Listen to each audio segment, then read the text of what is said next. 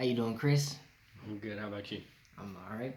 So this interview today is about 2020 in general. So All right. basically, you can just talk about the COVID, the Black Lives Matter movement. You know, basically any aspect of it that happened that year, you can talk about it. So floor is yours. Go. All right. I'm Christopher Crutchfield. I'm a sophomore here at Arkansas State University. I'm majoring in music education, minoring in entrepreneurship. Um, 2020 was definitely a year. Um, I came. I was a freshman last year, so fall 19, and coming in to A State, it was pretty good. And then COVID kind of messed everything up in the spring semester, so I wasn't able to experience like how it really is to be on campus and things like that. But um, yeah, I'm majoring in music education, so I'm in band, and COVID kind of changed a lot with band too, so we haven't been able to play a lot or the way that we want to necessarily. But Yeah. All right. So you really involved with a lot of campus activities and stuff. I know you got mm-hmm. Brother to Brother and Multicultural Center. Mm-hmm. So how was trying to be involved in that amidst the pandemic? How was that for you? All right. Yeah, I'm on the executive board for Brother to Brother, executive board for United Voices, and I am now the Multicultural Center Ambassador's President. And with every single organization that I've been in, you know, we just had to do like we have to change a lot in terms of how we do our events or how we reach people and things like that, whether it be GroupMe, social media, virtual events, and things like that. Especially with the Multicultural Center, we try to maintain groups, not groups, but events every semester to get more people involved on campus with every different type of culture or group that you might be a part of. So just getting to figure out ways to bring up people together in the midst of a pandemic. For Brother to Brother, we haven't been able to do a lot this year, but we do plan on, since everything is going back, hopefully back to normal in the fall, we'll be picking that back up.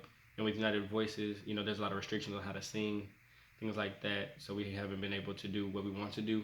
But in the midst of a pandemic, we've been able to do a lot in terms of having a virtual spring concert that will be coming out the end of this week, as well as different, just holding different things for our members and things like that. Yeah, I know band was trying to do as much as they could this semester. We got a lot done, but Yeah. and one thing we didn't get to do was march and have a indoor rehearsal. I mean indoor concert this semester, but we still got to have one. So Yeah, that was it was beneficial enough to have our own concert at least. But I definitely feel like the freshmen coming in this year wasn't able to experience the full effect of marching band or the different types of concert bands that we provide or have here at A State. Um, yeah, but I'm just ready to go back to the fall and I try think and we all are, man. you know. All right, so you were on campus much more than I was. That's easy. So all right, how did that atmosphere feel to you versus when you first got here in the fall of 19? How was it different to you? um, I've had to get really used to wearing masks a lot. Um, you really can't connect with a lot of people here. The union looks a lot different. Um, Especially like the first floor where like the calf is, where Flex is, and things like that. You have little queues everywhere. There's not like there's a lot of spacing going on. You can't really sit there. There is seating, but it's not a lot, so you can't really meet with a lot of people there. Um, I don't go to the calf myself, but there's queues there too, so it all looks different now. So 2020 just kind of Changed changed everything. everything. Yeah. All right, so you are a black male like I am. Hmm. All right, so that being said, this in the summer of 2020 we had the massive BLM movements, Hmm. massive, global and everything. So you being a black male, how did that resonate with you? Um, I'm kind of I'm glad that it's being brought to our attention. I wish it was this big enough, years ago to where it hasn't happened. But um, racism will always be here. Always. Um, we just have to continue to work to make things better. So the people that come after us have better lives than we have. There's always going to be racism, like I said. So it's just how can we work to make everything better, to where everybody can come together as one and live together in peace. All right, so let's talk about what made 2020 so bad. COVID-19.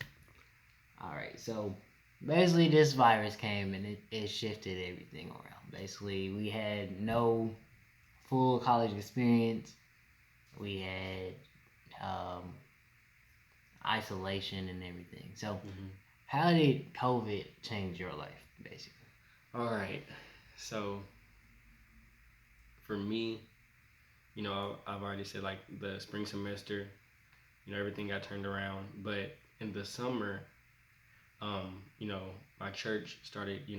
We couldn't have church anymore. Then we were able to go virtual, things like that. And then even some of my family got COVID.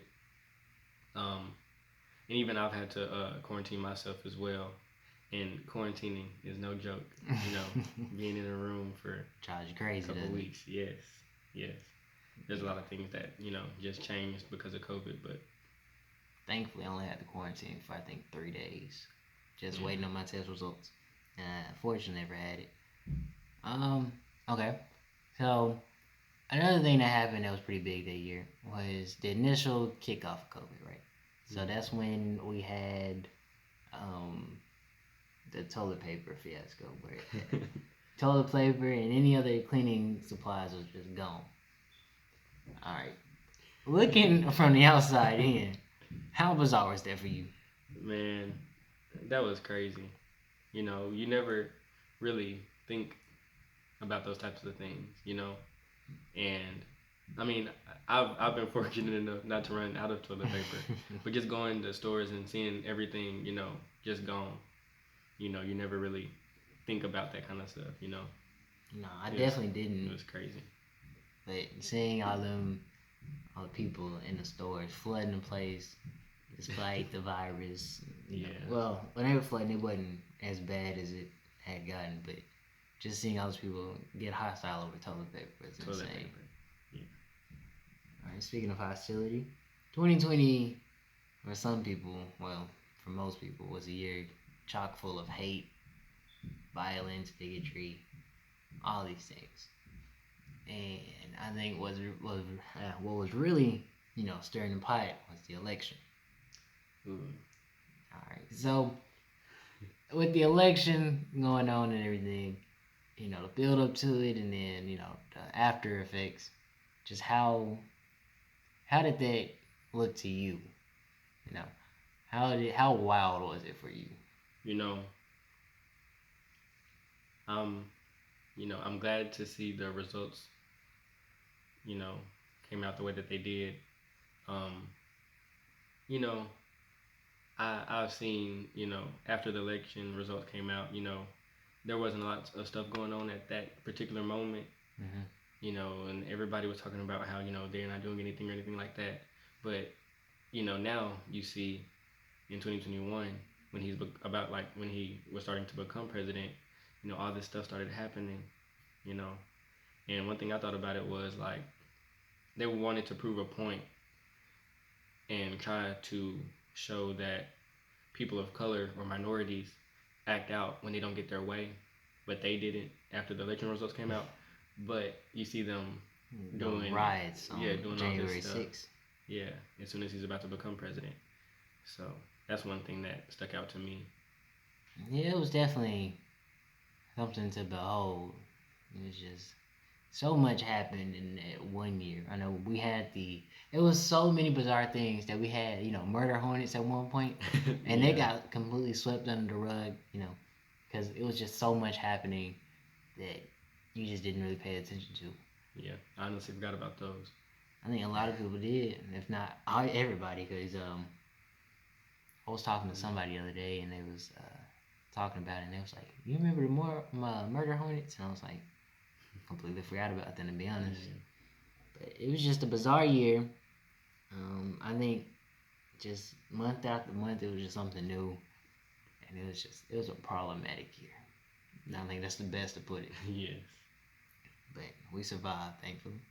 Mm-hmm. So if you had to wrap it up, how would you describe the year 2020? Ooh.